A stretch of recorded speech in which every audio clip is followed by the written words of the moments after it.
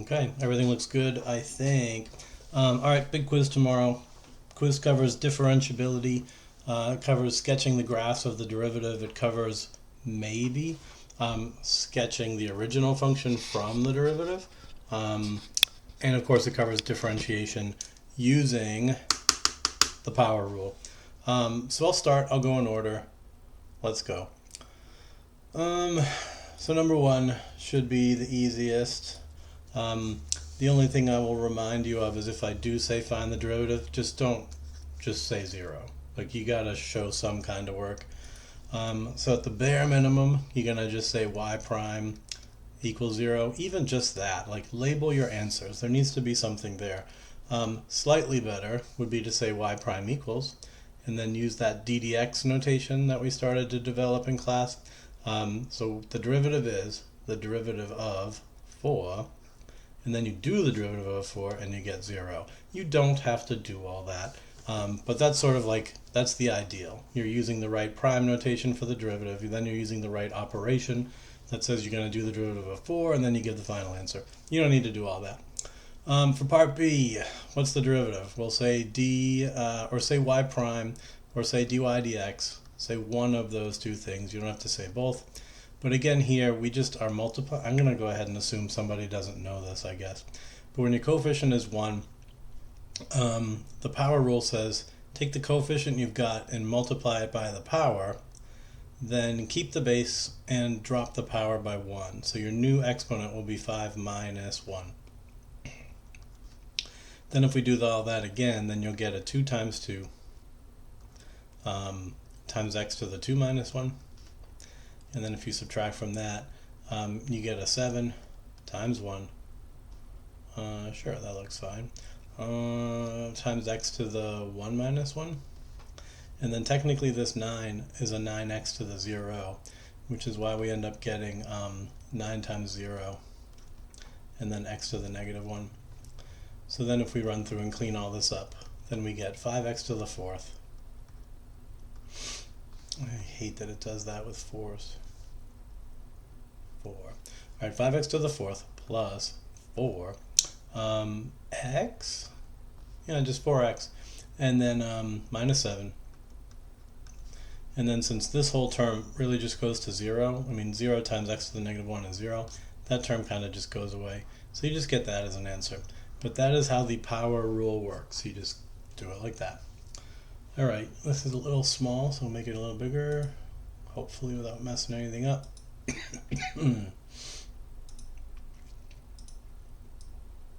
Alright, so for this one,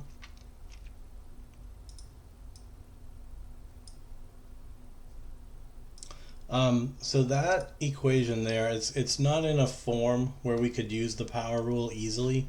So you might want to remember that rule that says that x to a negative power, like if it was to the negative a or whatever, then you can make that 1 over x to the positive a. And so we're going to end up using that rule a lot, but we're going to use it a lot in this direction, where things from the denominator, we kind of want to bring them back up. So we're going to rewrite f of x. Notice it's not the derivative yet. We're only rewriting it. We're not actually doing the derivative yet. But this would be negative 4 as a coefficient on an x that's now to the power of negative 2, because we're bringing it from the denominator back up to the numerator, so you change the sign of the exponent. But now that we're in this new form, we can use power rule more easily. So we can now say that f prime is, let's see, negative 4 times negative 2 seems to be positive 8. Then you subtract 1, and that means that the negative 2 goes down further by 1 and lands at negative 3.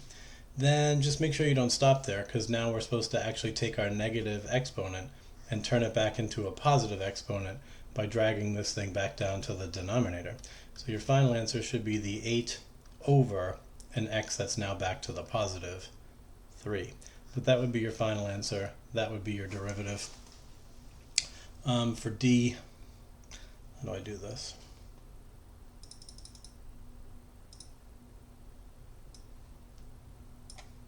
Just drag it. Oh, I lost it.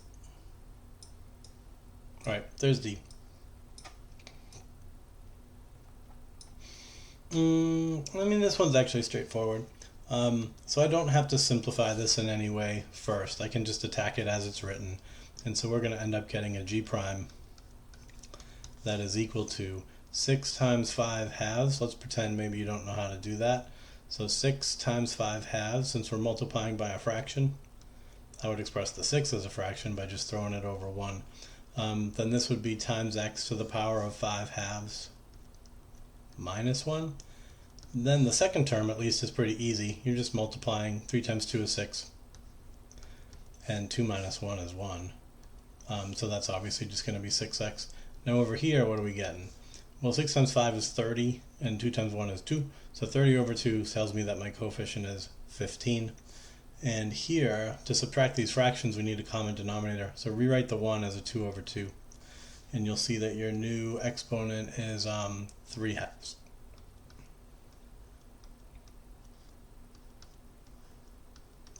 But that's actually our final answer.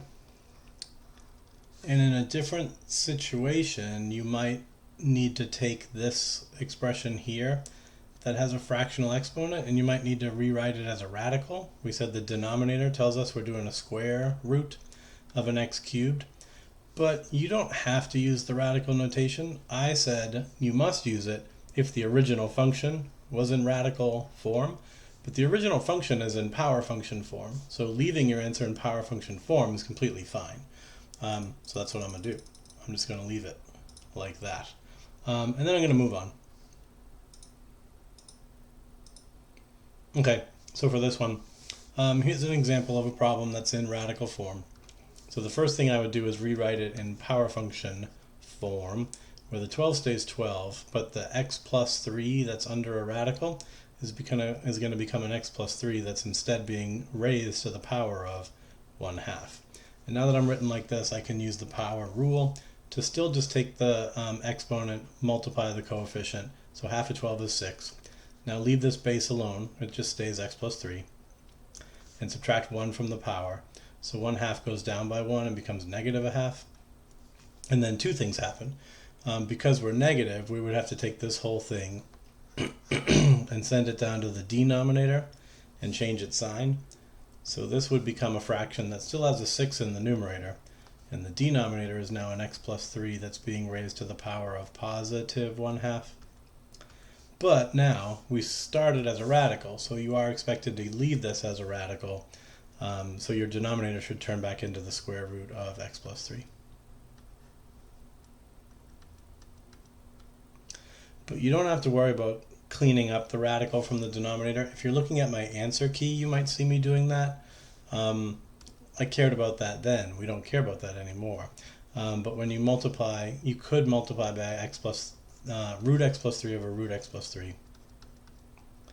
And that would generate a rationalized denominator where your answer is now 6 root x plus 3 all over normal x plus 3. And so that form used to be the preferred form, but nobody really cares about radicals and denominators anymore. So leaving your answer like that is actually a-okay. So just stick to that one there. That's in brick red. This green one you don't need to do. Okay, one more.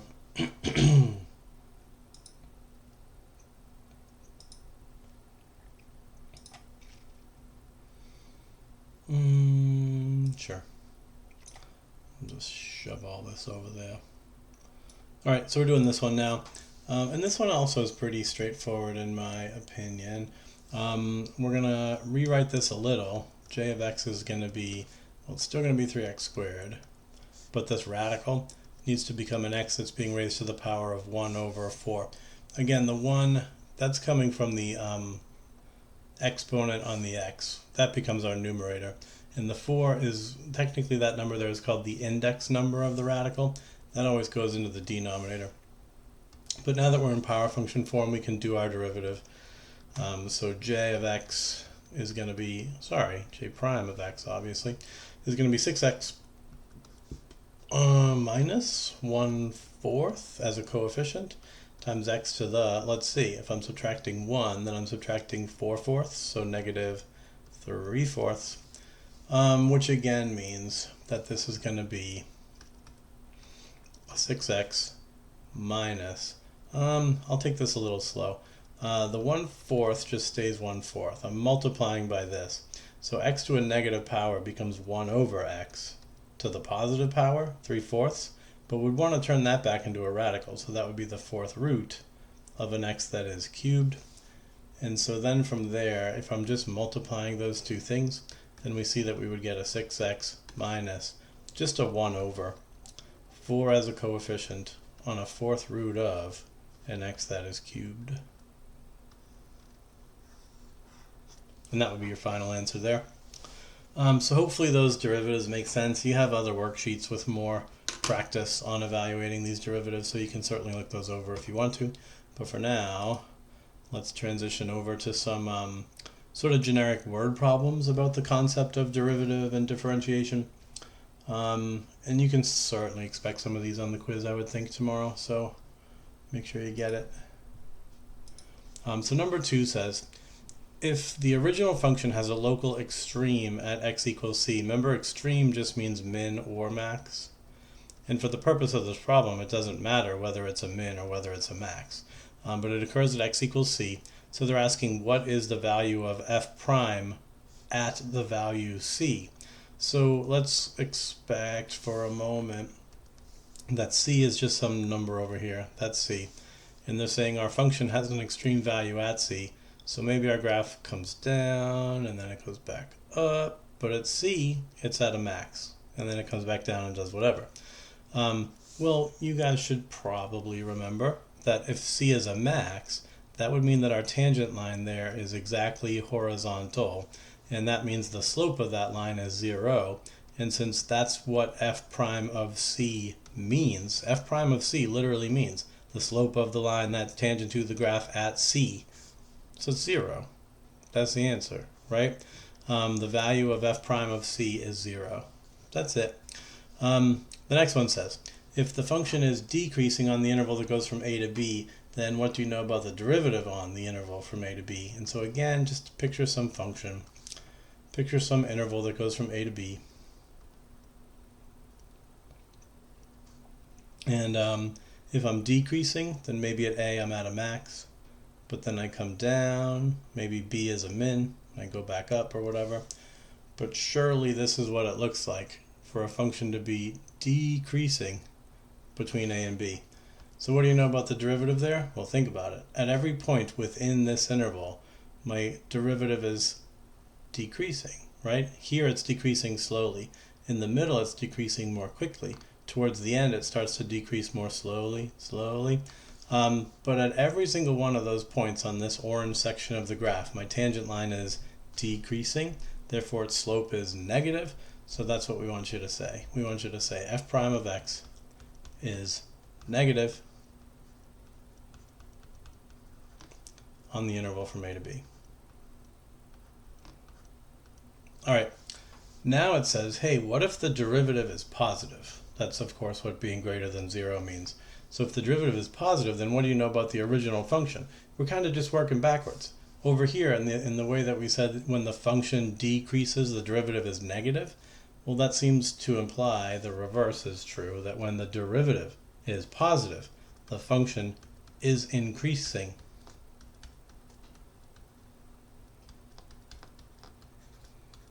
And that's that.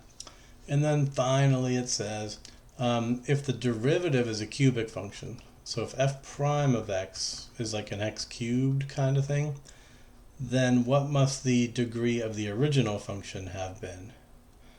So the only thing here to be careful of is, remember, when I do the derivative, my degree goes down by 1. So that must mean that if my derivative is x cubed, it must have started at x to the 4th, so that when it goes down by 1, it would be cubic. So the answer here is, what's the degree of f of x? The degree of f of x is 4. Or f of x is quartic is the word.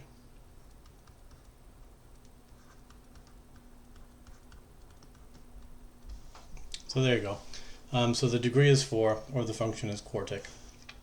Moving on. Okay, this one says, look at the graph of a of x below and answer the following questions. So here's where we get into differentiability. Remember we said a function is differentiable anywhere that you can take the derivative. Differentiability just literally means that the derivative exists. So that must mean that we're not differentiable when the derivative does not exist. And since the derivative is the slope of the tangent line, anywhere that you can't get a tangent line, or anywhere that the tangent line has no slope, meaning it's vertical lines have no slope, you would be non-differentiable.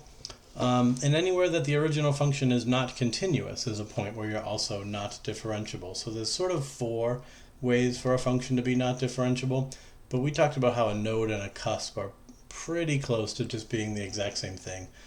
So a node and a cusp are places where we're non-differentiable. Having a vertical tangent line makes you non-differentiable, and being not continuous makes you non-differentiable. So I'm just asking for examples of all of those things. So where do you see a node or a cusp? Well, a node is where the graph changes direction quickly. So this point here, the graph changes direction. We were decreasing, and then we start to increase, but we don't change direction drastically. We change direction smoothly. So that point's fine. However, right here is where we very suddenly go from being an increasing function to a decreasing function. It's sharp there. So that's your node. And that node is occurring at x equals 2. Okay, now it says, tell me where we're non-differentiable because it has vertical tangent lines. So I hope that's kind of obvious that right here, we were sort of slowly decreasing, then we were steeply decreasing. But right at -6, our tangent line has truly gone straight up and down vertical. And that means the derivative does not exist at -6 because the vertical tangent line. And then I see that again over here at +6. It seems to have another tangent line that's straight up and down vertical. So x equals +6 is another sort of problem spot. And then where are we discontinuous? Well, the only discontinuity I see is this removable one here. Don't forget vertical asymptotes are points where we're not continuous as well, and so are jump discontinuities. So there's other kinds of discontinuities, of course, but the only one that we're seeing is this hole, and it occurs at x equals -3. So that's it for that.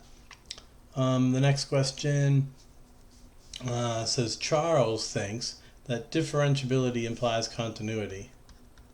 So meaning if we are differentiable, then we must be continuous. But other Charles thinks that continuity implies differentiability.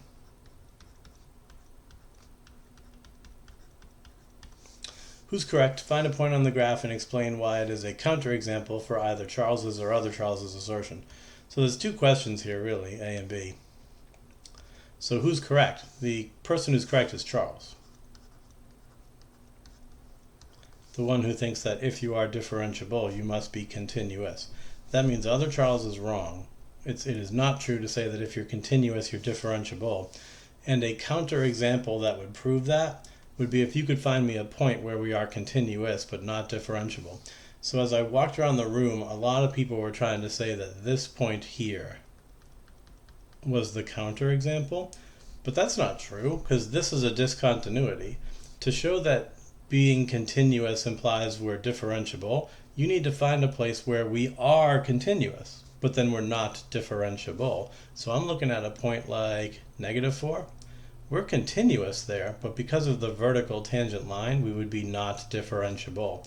I'm looking at a point like 1. We're continuous there, but it's a node, so we are not differentiable. And then 5 seems to be another vertical tangent line.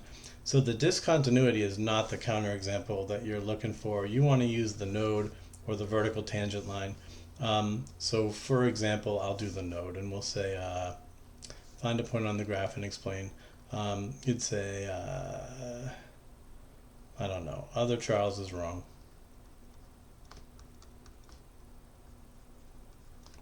Because b of x is continuous at x equals 1, but not differentiable at x equals 1 because of the cusp. Because of the node.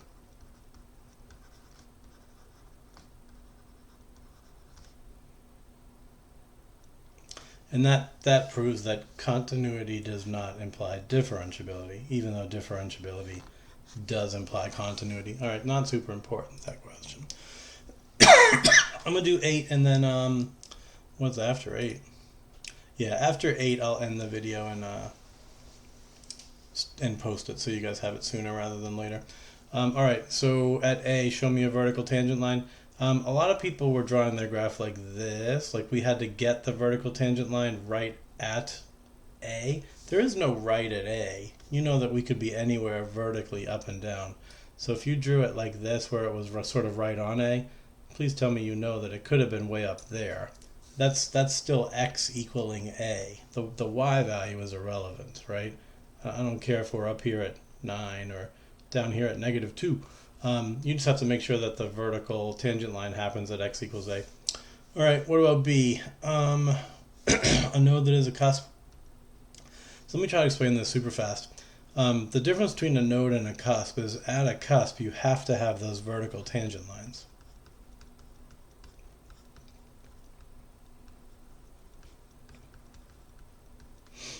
So to just be a node at B, we could have like a line that comes in with a gently negative slope, and then a line that leaves out at sort of a more sharp positive slope. And we're definitely not differentiable there because of the sharp turn, but that's not a cusp, because to be a cusp you have to have the vertical tangent lines. So to make it look like vertical tangent lines, you should probably start at B and show me some graph that's sort of steeply increasing, up, up, up, up, up, and then turn it over. Now, on the other side, if you're kind of steeply decreasing down, down, down, and down, and then you turn it over, then that's not a cusp, because that's a pretty smooth change in direction where we're up, up, up, up, up, then we turn over. Remember, to be a cusp, you have to be a node, so you have to have a very abrupt change of direction. So you basically have to do this shape and then reflect that shape over. It has to be like that, and it has to be straight up and down, and whatever. Moving on. All right, what about C? There has to be a discontinuity. All right, that's easy. You could certainly just put a vertical asymptote here and then do like a rational function, a hyperbola that goes like that. That answer would be correct. But you could also just do a simple removable discontinuity. Just put literally a hole anywhere and then have the graph do whatever the heck it wants. Yoink. That works. And lastly, of course, you could do a jump discontinuity. So maybe come up to here and finish up there. And maybe we've got an absolute value graph coming up to here, and then we've got a parabola over there. It doesn't matter. It literally doesn't matter at all what the function's doing. Just make sure that right at C, there's some kind of break, and that would make the function not differentiable. Okay, I hope you enjoyed part 1. Please enjoy part 2. Goodbye.